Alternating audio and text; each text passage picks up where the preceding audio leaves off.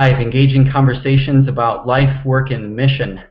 Tonight we have a very special topic on the eve of the World Cup 2014. We have three guests with us, Lincoln Harvey from St. Mellitus, and we have Brian Brock from the University of Aberdeen, and we have Andrew Parker from the University of Gloucestershire. They've come to discuss this question of the relationship between theology and sociology and sport, and really kind of opening up the question of what is the relationship between this subject that is not usually considered a theological category of sport and the Christian life.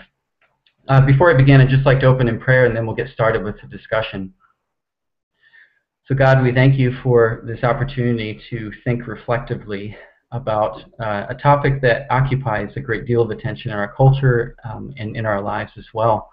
I pray that you would guide this discussion by your Spirit and give us insight into the things that you want us to think about and see and walk away changed by. It's in your name we pray. Amen. So guys, thanks for coming on. I appreciate you taking the time this evening to out of your schedules. Before I begin, I just want to mention a few things about the format of this WTCLive event tonight. For those watching, you can live tweet questions at hashtag WTCTheologyLive if you have any questions for the panel. And this is the last WTCLive event of this academic year, and we'll be starting up again in September. So hopefully, if you enjoy what you see here, you'll be able to come back again for more engaging conversations. And the other thing I just want to call attention to, because we've just launched it at WTC, is our open online course. It's called Living the Christian Story. If you go to our website and click on the Courses tab at wtctheology.org.uk, you're able to sign up for free. You can register now for this free online course that begins June 23rd. Okay, guys, thanks for coming on. And the first question that I want to put to the panel, and I'll leave it as an open question for any of you to answer, is what is the relationship between theology and sport? These seem like categories that are worlds apart. Why should we bring them together? If you look at it a different way, I mean, if you can come up with something we can't speak about theologically, that might be worth a bit of money, because you can speak about anything theologically. The whole world is made by God. Everything's got everything to do with theology. There's one God, and so we need to understand everything in relation to Him in light of the gospel. You can't fence off a realm and say that has no bearing on the identity of the living God. So you can't have some Gnostic settlement which parcels off a bit of the creation and says that has no bearing on theology. So sport is part of the world. The world is God's. Let's think about it in light of who God is. Yeah, thanks for that, Lincoln. Do either of the other two panelists want to comment on that? I mean, I'd only throw in that I think where your question is coming from, Matt, is a familiar one to the sort of church context in which I grew up, and there was definitely a type of zero-sum, either-or relationship between what went on at church and what the world of sports. And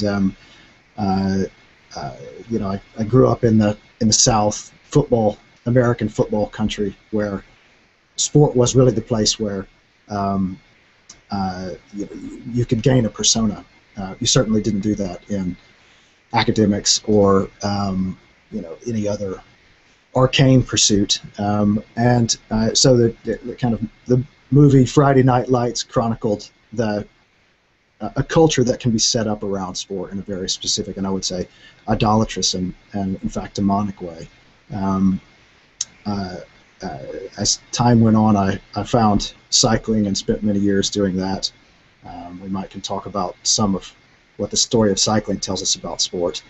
But at the end of many years of cycling, I sort of fell out of love with it and thought there's more interesting things to do. And it was then that I became a theologian, and it was many years before I even began to think that it's worth turning again to sport. And in fact, it was sort of accidental as I was working on a Corinthians commentary, 1 Corinthians commentary, which contains the passages that often get quoted in relation to sport.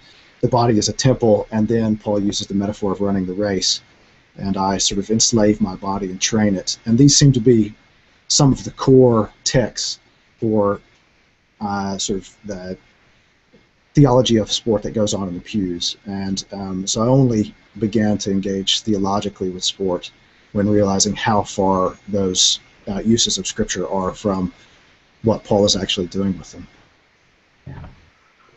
Yeah, and what's your sense of what Paul's actually after there? Because if I think about those metaphors that he uses in Corinthians, it's more metaphors to think about something else rather than sport itself. So you could argue that Paul's not even thinking theologically about sport as such. Yeah, I mean, he's definitely drawing on it metaphorically.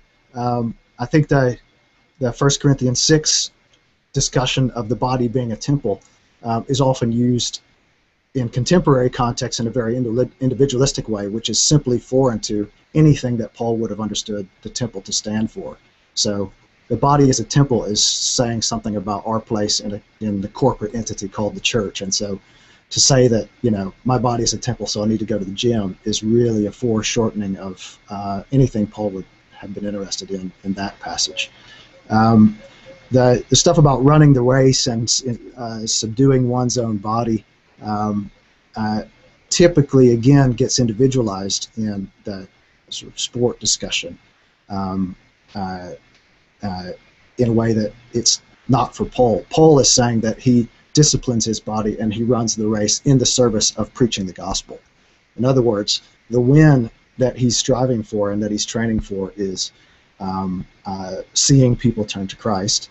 And arguably, you can be pretty physically out of shape and be involved in a strenuous discipline to that end. And I think that's what Paul's interested in.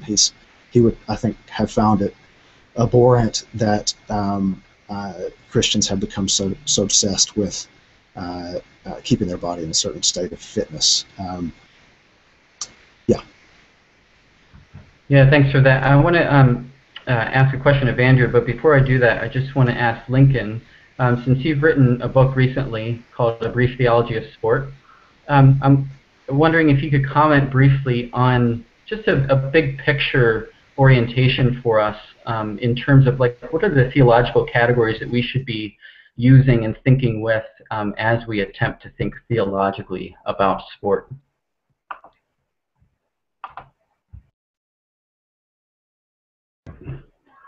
You'll need to unmute real quick, Lincoln. Thanks. Can you hear me now? Now, just to rewind a little bit though, Matt, just to take a bit of a longer run-up, the conversation that we've had thus far in which we're questioning how sport and theology can be linked is a bit of a peculiarity. It's almost a result of the hard work of the church to separate its worship from sport. The church never baptized sport in the way surrounding cultures did. If you'd have lived somewhere else at another time, sport and worship, sport and religion went together like, you know, peas in a pod. They were very much the same thing, hard to separate.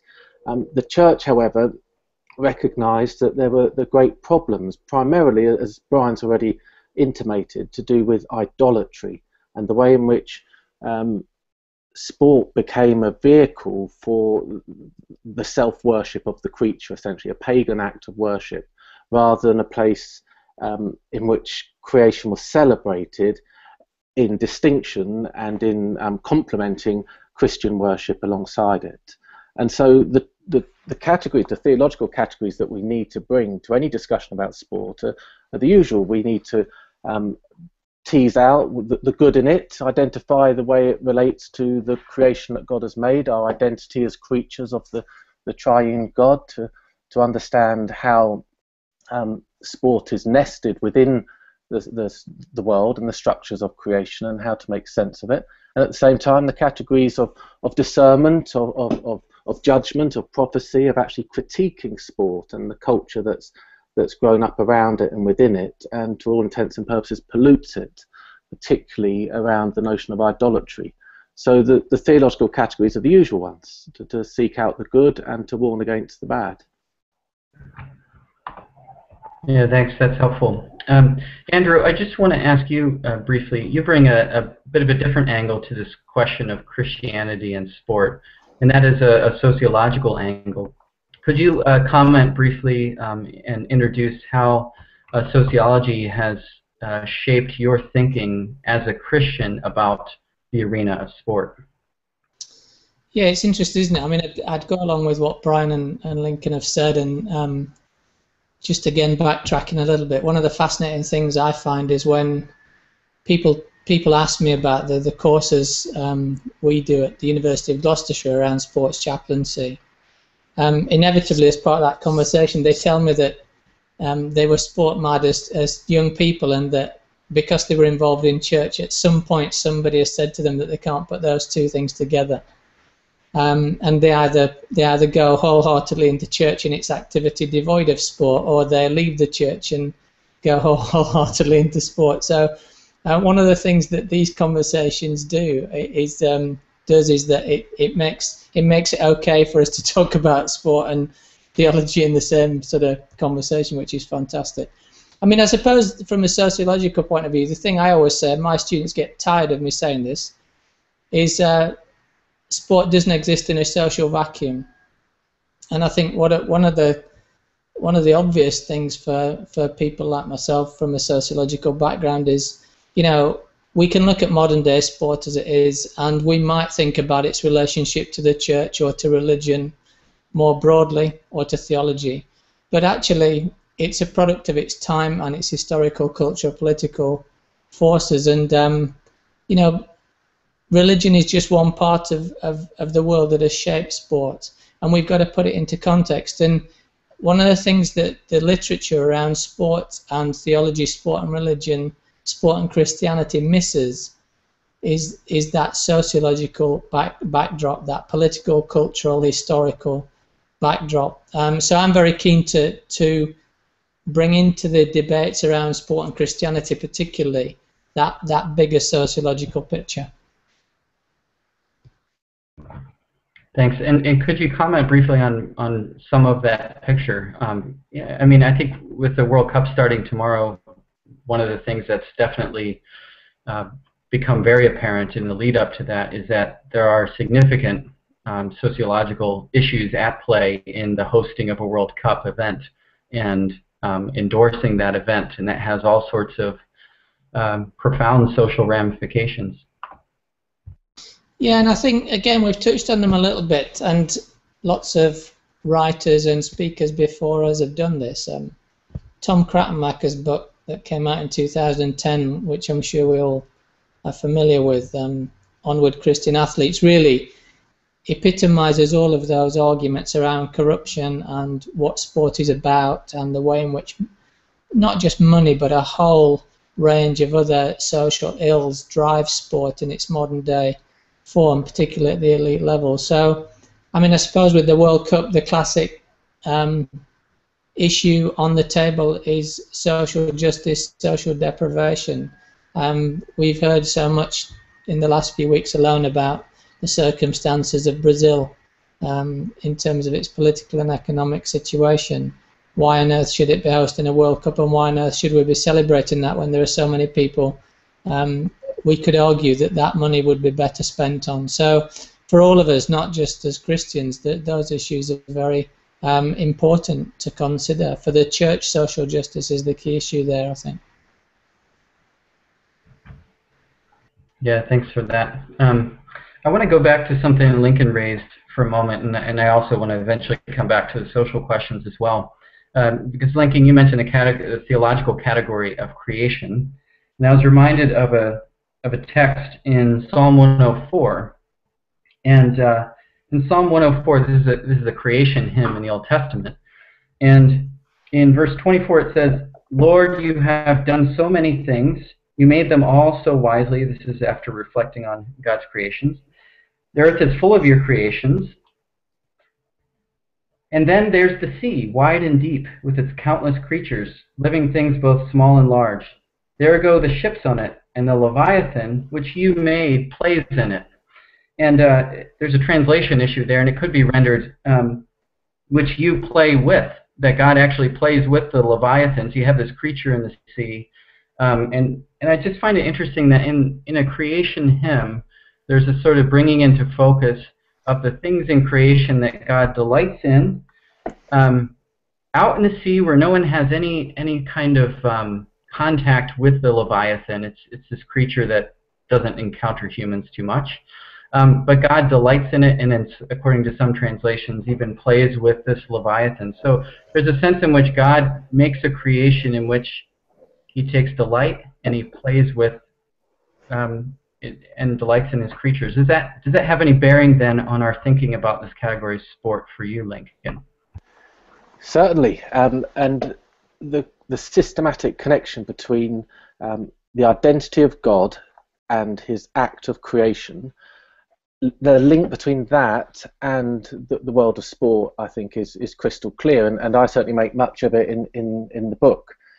If we understand that sport is essentially an unnecessary activity, it's not productive in the way, of course, it is for some people, and we've already mentioned the huge sums of money, but I think the case can be made that that's a corruption of sport rather than the heart of sport. But the heart of sport is an unnecessary activity. It doesn't produce anything. There's no statue to put on a plinth at the end of the game. There's no crop to harvest. There's nothing. The game is unnecessary. It can't be forced. It's an irreducible realm of freedom, and yet the freedom of a sporting event is not capricious or chaotic or haphazard.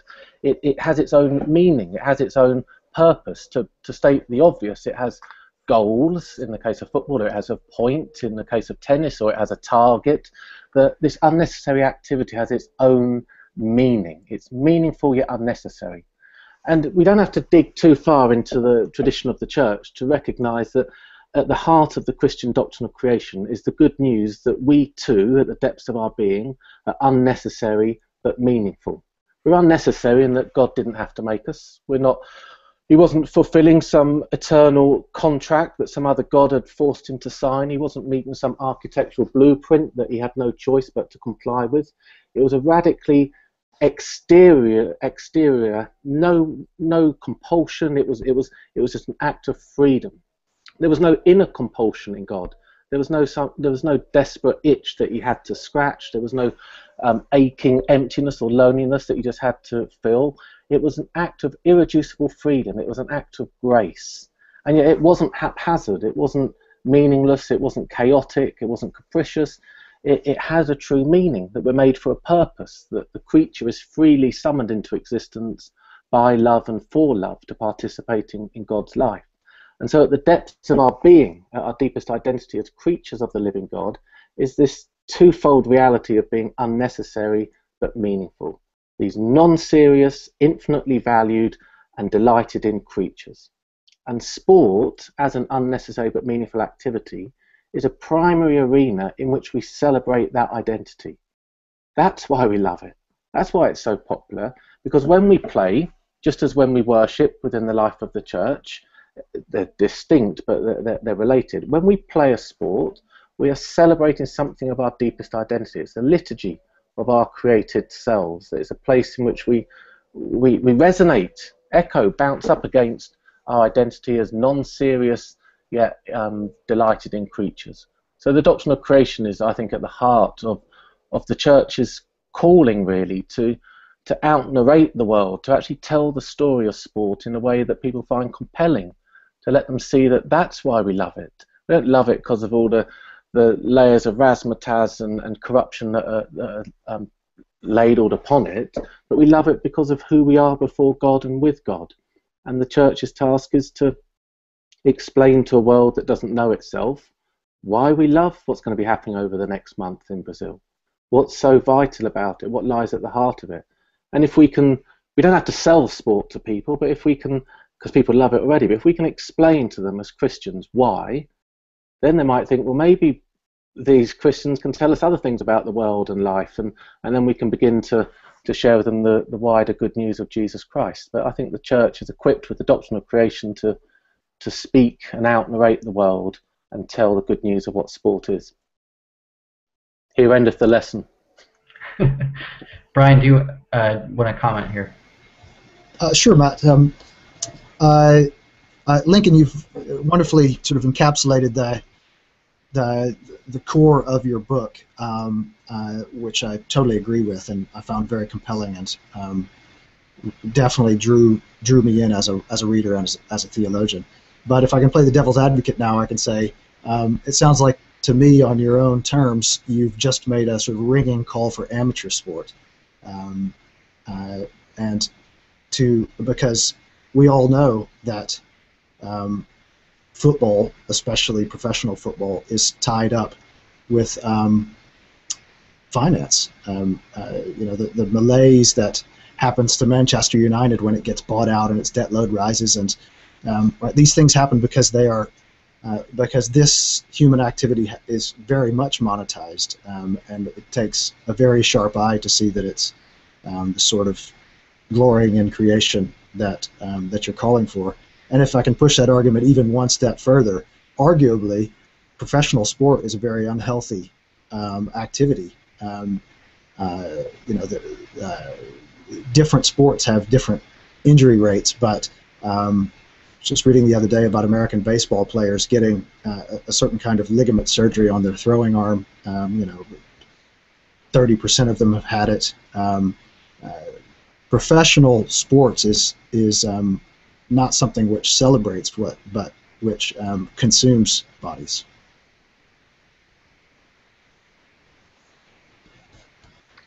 Well, good point, all of which I'm sympathetic with, and I think as theologians sometimes the trajectory of our arguments run out of the centre of the gospel and go along directions that we might be surprised at, and I do think that a Christian understanding of creation, the relationship between sport and creation, does drive us in the direction of placing huge questions over the professionalisation, the commercialisation of sport. You see, sport is unnecessary if it's for nothing, if it's this radically self-contained liturgy in which is unnecessary yet meaningful, then we won't like it when it's spoiled, when it's harnessed to outside interests. And those can be political. We don't like it when sport's harnessed to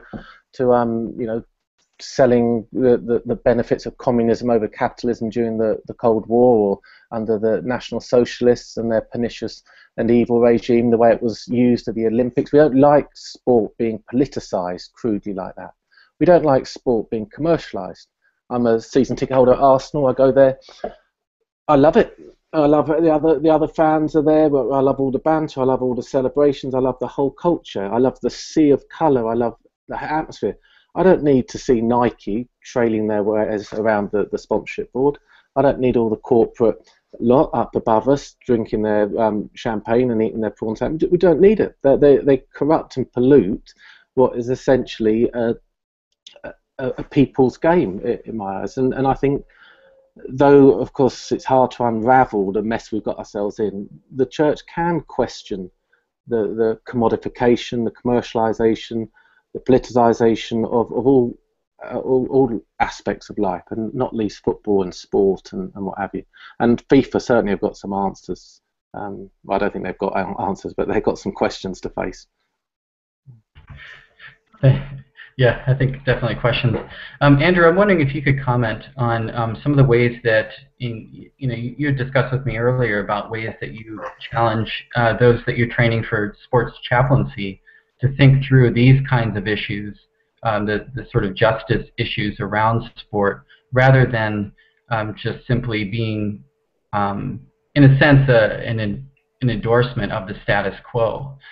So you distinguish between a proclamational and a, I can't remember the other term, but could you comment on that?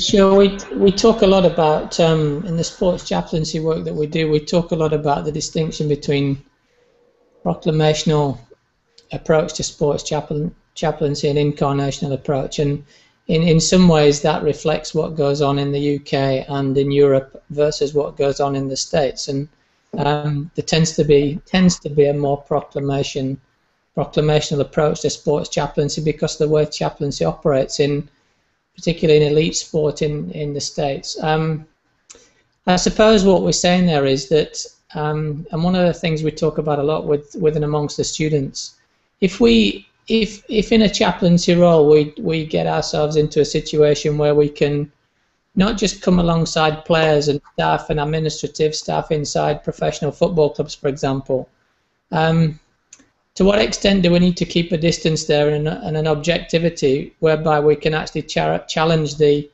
decision-making processes inside those organisations as well as support the people within them? So there's been some reporting of over the years of chaplaincy in North American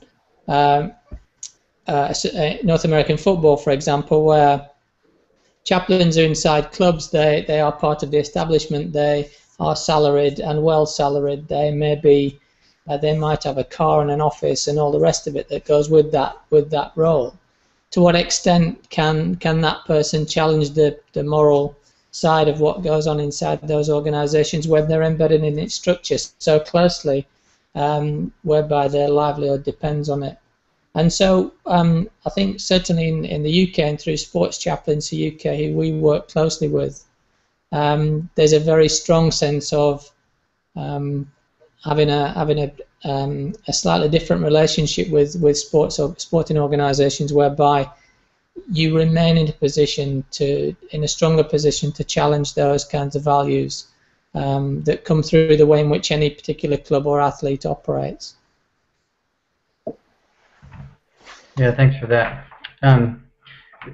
Another question that I think comes up in this connection between ethics and theology and sport is the sort of question of being a fan. A lot of our discussion has gravitated toward big professional sporting events, and I think in some senses it reflects a cultural fascination with professional sports. But there are a lot of ethical questions around sport. In fact, we had a question come in earlier on idolatry and sports, and the idea is, to what extent is it idolatrous to be part of a fan base for a given team? Is that something we should worry about as Christians, or is it silly to be concerned with that?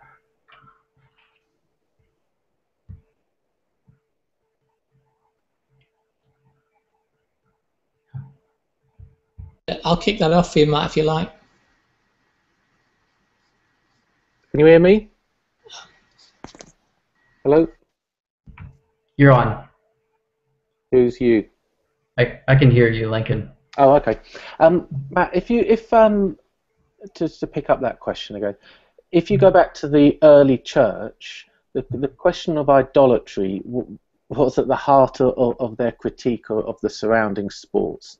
The sports that were as popular as the FIFA World Cup, the chariots, the gladiators, the great sporting events of their day, which equate to what we're immersed in now, were rejected not because of their violence, so there were some asides about that, but the primary critique that came through time and time again, exemplified in the 3rd century by Novation and his soundbite, is that idolatry is the mother of all games.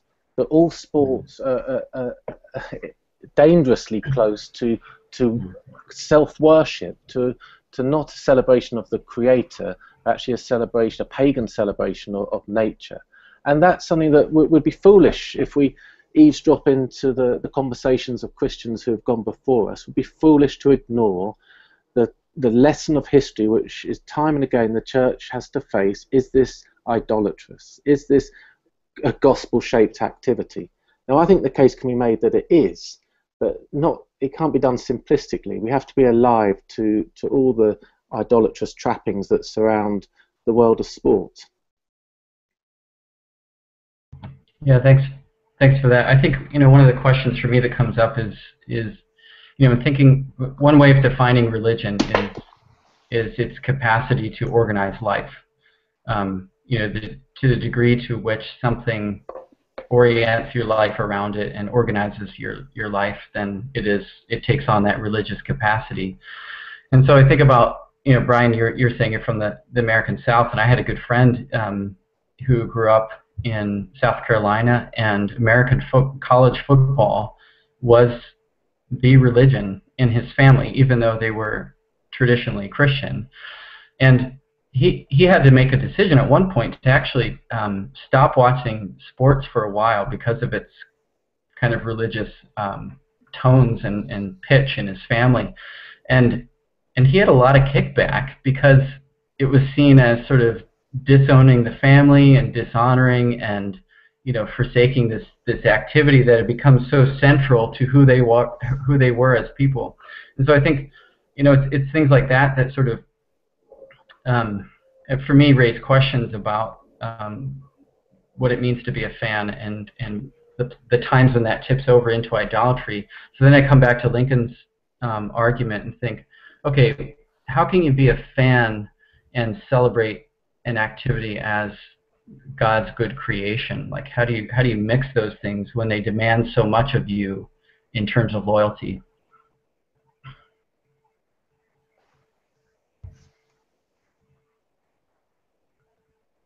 I can leave that question for now. It's just something to ponder. Yeah, Brian, do you want to say something? Yeah, I mean, I think I would agree with that being the salient question to the fan. And I think that we typically have been very slack as Christians asking that question. There are people who were fans and there are people who weren't, but we don't actually get down to asking the questions that Lincoln's pressing on us. And I would want to agree with you, Matt, that in my view, and we can have a debate about this if we want to, American football is simply idolatrous. The sort of celebration of violence, the sort of reveling in hitting people so hard that you hurt them, the connection with martial imagery. You know, many of the plays are, you know, named using nomenclature that was taken from the Third Reich. You know, the Blitz, these sorts of very aggressive understandings of what sport is, and as we've already alluded to, the ways that it is so destructive on the body, and is in fact what finally pushed me to say flat out this is an idolatrous activity precisely in the vein of the early Christians was when I went back and saw an American baseball game that was, you know, baseball's kind of like, you know, the American version of cricket. It's supposed to be something done quietly, sitting, you know, for long, basically being bored while you're watching. I went back and saw a game, and it was, you know, loud music, advertisements all the time, all of the little jingles that they have on TV, because people had become so used to watching a baseball game on TV that, of course, they couldn't just sit there and watch it unfold. So the wrapping up of certain forms of professional sport in other cultural trends, and that's where I think Andrew's entirely right, that you can't actually spot idolatry unless you see what sport is doing, and I would sort of press what it's doing socially, and I would say that among other things, American football is, for instance, a recruitment for gung-ho, you know, soldiers to keep the empire together. I mean, all of these are suspiciously close to the complaints that the early Christians had about what was going on in the Colosseum. Yeah, thanks. You're challenging some fundamental American values there. Do you see that as categorically different from football fansmanship, you know, such that surrounds the World Cup? I mean, I think this is where really fine-grained discussions are important to have. For instance, the fact that football is a 90-minute game with a 10-minute halftime ensures that the athletic activity remains, in some sense, the main event. When you break down the sporting activity into 2-minute interactions with 5-minute advertisement breaks in between, all of a sudden it's very difficult to see what is actually going on there as a cultural event. Where are our allegiances being drawn to? What are we being taught to appreciate and enjoy? It's no accident that the most expensive commercial slots in American TV are during the Super Bowl, and that the most energy is put into producing entertaining, funny, engaging, cutting-edge snippets that entertain. And so when a culture has come to see sport as a diversion, and as a diversion into things that look a lot like war, look a lot like getting on top of my opponent, then I would argue that that's the place where we need to ask the question that I think Lincoln has pushed on us, which is, have we finally lost sight of what it was that a Christian can affirm about sport? It's also worth saying that the military metaphor is a popular one, and it's steeped within literature and the media. You find someone like George Orwell saying that sport is war minus the shooting. It's war without guns. It's easy to imagine that somehow sport is an expression of some neo-evolutionary survival of the fittest, some displaced, almost domesticated, warlike posture that lies buried within each of us, some attempt to sort of eradicate that and give it an outlet.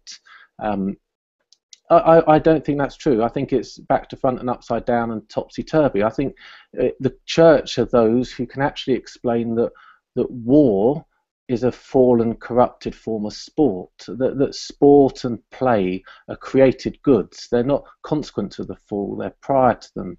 And war is a perversion of playful sport. It's competition gone wrong. It's pathologically, corrupted, but it doesn't create sport. Sport's primary, and war is a corruption.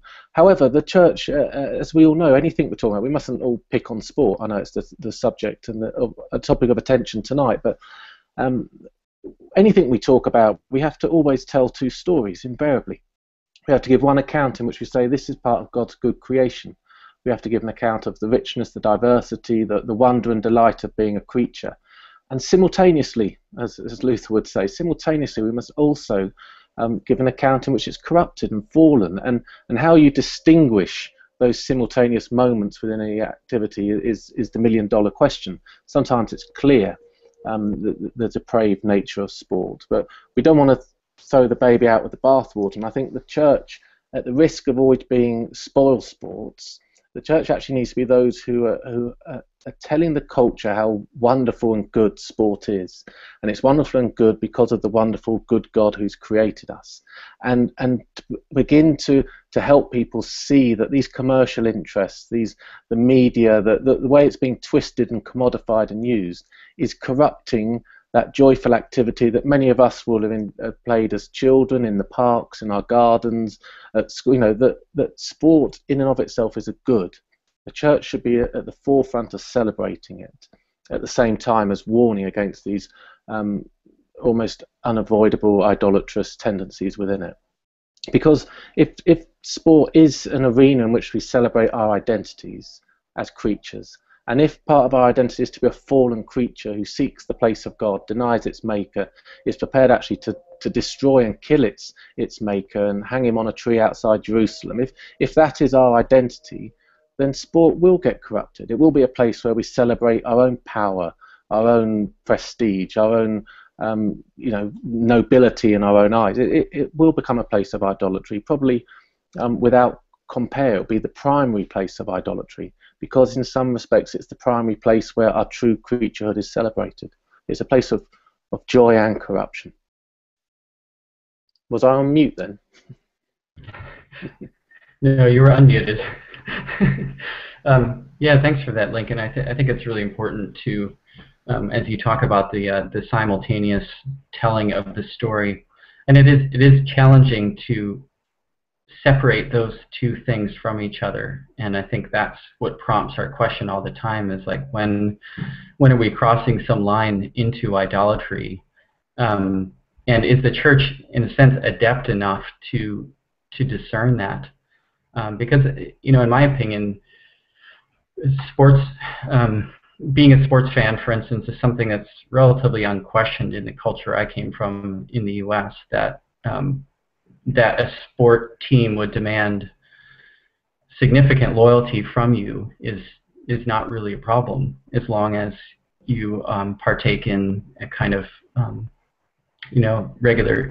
As long as it doesn't make you miss church on Sunday, then you're fine. So I think it's good to ask these questions.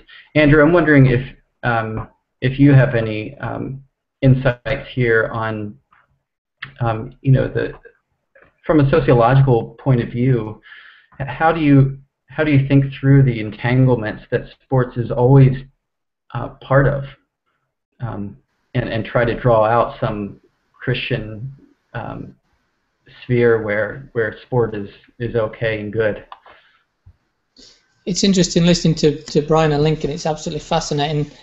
I suppose we talked a little bit about fandom there, and one of the problems in Britain is that we've got this kind of historic narrative around football in particular being a religion in itself. So we've got these, and Lincoln will feel this as I say it, because he's used to the ups and downs of being an Arsenal supporter, which none of us would want to subject anybody to if we were real Christians. But anyway, never mind about that. I think the point is that football clubs often boast is the wrong word, but supporters of certain football clubs would actually talk about the way in which their club and the players are a religion in themselves, and that stadia are shrines and are made even more so at times of tragedy. We've seen this, haven't we? The Hillsborough disaster was a classic in this respect, and the books of condolence that surrounded that whole event. These are all rituals and practices that we would necessarily equate with religion and different religions. So I think one of the problems is that when you've got that narrative surrounding a particular sport, football especially in this country, and the public perception is one perhaps of the fact that the sport itself is a religion in and of itself. How on earth do we convince people at a public level? We can do this in church. We can do this as like-minded people. We can analyze things in this way. But it's very difficult to convince a public that whilst they may see a particular sport as a religion in and of itself, that we're trying to present it in a different way religiously. And I'd be interested to hear what Lincoln and Brian think about that. How do we do that? How do we take your book, Lincoln? Fantastic book, great book, really like it, brilliant. How do we take it and turn it into a public message about how the Christian church can redeem, and this is a key part of what your argument is, redeem sport? How do we do it? Well, I think the whole world needs to buy at least a couple of copies each. And the whole question of sport and religion is important to recognise that there's a strong family resemblance between the two. Sport isn't an act of worship. I don't believe that it is. It slips into idolatry so quickly. We begin to worship ourselves. What it is, however, is a liturgy. You need to understand it as a ritual. It is a religious activity, but as long as we get the object or at the heart of it in focus, then I don't think it's a problem. And we need to like I say, out-narrate a culture that doesn't understand its own identity, and be those who can tell the good story of our identity, that when we're playing in a park or in our back garden, when we're at school, when we're at the Emirates, when we're out in Brazil watching the World Cup final, that what's happening at the heart of that is a liturgy of our own contingency. It's a liturgical, ritualized performance, a dramatized, spontaneous, free, meaningful activity in which we resonate and chime with our deepest identity. People don't know that. People don't know who they are. They don't understand. We live in a nihilistic culture, society that peddles perverse myths about meaningless lives and empty existence. And the church needs to not allow sport simply to become a surrogate of meaning, which people are clinging to as a false idol. It actually becomes a place in which they chime with their non-seriousness, that they begin to understand that God delights in them. And I do believe that if the church, be it through the work of chaplains, which you support, Andrew, and help, or whether it's through the work of theologians or ethicists or preachers or literature, whatever it is, the church needs to be telling the story. Because if people hear from us the good news of their identity, if we can give a full and frank and beautiful rhetorical account of what sport is, people will begin to think, maybe these Christians know about other things. Maybe they know about my pain and my suffering. Maybe that stuff they tell me about Easter and Christmas. Maybe, you know, that people will. We don't need to sell sport. I think that's the challenge. We don't need to sell it to people. But what we do need to do is explain to them why they love it. And I think that's a matter of equipping, educating, and compelling people with rhetoric. You know, tell the story. We're not that serious, you know. We're meaningful, unnecessary creatures. Following on, I think I totally agree with that being the core message. The theological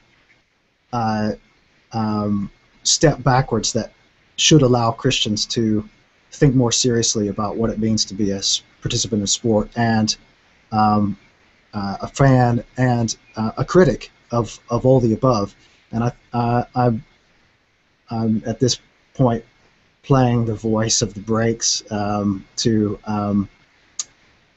my dear brother Lincoln's position, because it sounds uncomfortably close to me to the sort of argument that might run that you know, the Christians in the Colosseum is kind of like high stakes fencing, and if we could just learn to see how cool a sport fencing is, then we feel a little less horrified by watching the Christians fight off lines with a stick. So, you know, while I see the power, and I agree with the power of the analysis that we have to learn to see sport as gratuitous, I think that also means that we have to learn to see when sport has been fatally corrupted, and that I think this is a real possibility. And if we see that, I suspect that we can start to ask questions of what Lincoln's also been assuming, that we all know that we love sport. I'm not sure that we do know what we love, which is why a tenth of the people watch the Special Olympics as watch the normal Olympics, and why Christians in admirable numbers, nevertheless, in a great minority, are not involved running kids' sports camps with their churches. They're out, you know, flying to Brazil to watch games. Now, I'm not saying that that is in itself problematic, but I do think there is a question of the location of how Christians engage with sport in their world, and more specifically what their goals are. If gratuity is equally served by engagement in every sporting activity, as that's, I think, not enough of a mode of discrimination.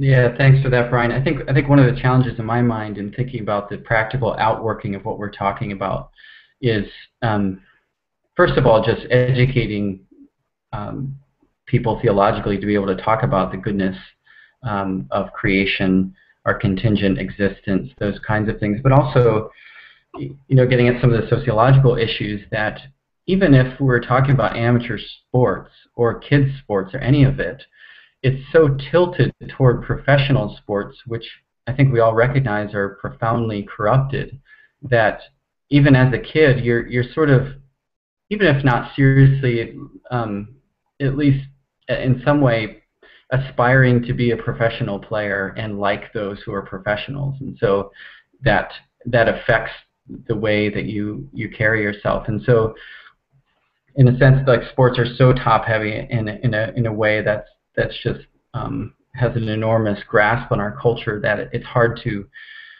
orient things a different way. And I think that's one of the challenges in the church, in society, is how we as Christians move, at least Christians, in a different direction in their thinking about the nature of sport. Are there any other comments on this issue from the panel? Lincoln, do you want to do you have any comments back regarding what Brian said? No, I thought they were really important comments and really helpful. You know, there is a work to do in not just, you know, out narrating the world and explaining why we do what we do, but actually to reorder our loves and our desires. And I think what Brian's touched upon there about the location, you know, the especially, I mean, whatever it is, there needs to be a Christian counterculture of sport probably developed and fostered, and that runs against the grain and the glitz and the glamour and the success, and actually is a place where the poor are blessed and the meek inherit the earth, and those sort of gospel-shaped realities are really imprinted into the world of sport as well. So I heard what Brian said, and I found it very helpful. Yeah, I think that's right, and I think it's almost like we need an upsurge in a culture of responsible sports, like there has been in, you know, coffee trading and other kinds of industries, like ethically responsible sports, to put it in secular terms, yeah. And in Christian terms, theologically responsible sport. I mean, just to say though, I mean, if we Chris Roberts, a friend of mine, and Brian was a great help for me in this, in recognising that by making the case that sport is unnecessary and meaningful, in link it to the doctrine of creation, it doesn't then sort of float free and anything goes. It has to be properly ordered, and it doesn't mean that we can say, oh well, you know, gladiators and table tennis and American football and cricket and baseball are all equal and they're all incommensurable because they're all unnecessary but meaningful activities. We can make ethical judgments about what is a good sport and what is a bad sport. There will be sports that will particularly resonate with our identity. It might be that we find some of the traditional classics, such as you know, polo, where the human creature astride a horse, and that somehow that captures something of the priestly calling of the human being. It might be that team sports, in which there's unity and distinction, you know, that somehow they capture something rather than solitary sports. We don't have to just baptize everything and say everything's equal, because it's not the case. We can make judgments about good sports and bad sports. Andrew, do you want to comment, and then we're going to wrap up the discussion? Yeah, I was just going to go back to something both Lincoln and Brian said about being countercultural or mounting something countercultural.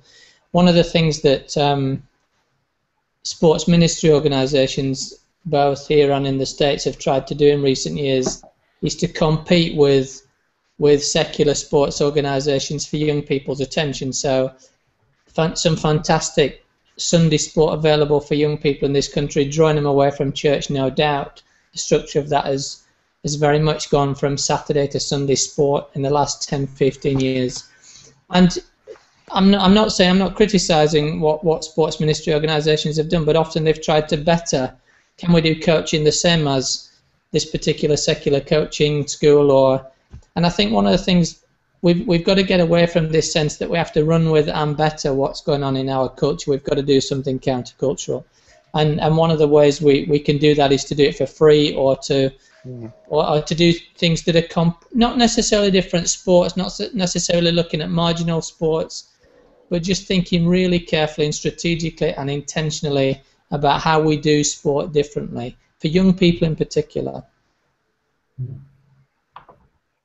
Yeah, thank you for that. And thank you to the panel for this great discussion on sport and theology as we lead up to the World Cup. And I just want to mention for those viewing that this will be available on our site later, so if you want to pass it along to someone to view it, feel free to come back to this link. The video will be embedded. And thanks again to our panel, and I appreciate your time tonight. Thank you very much.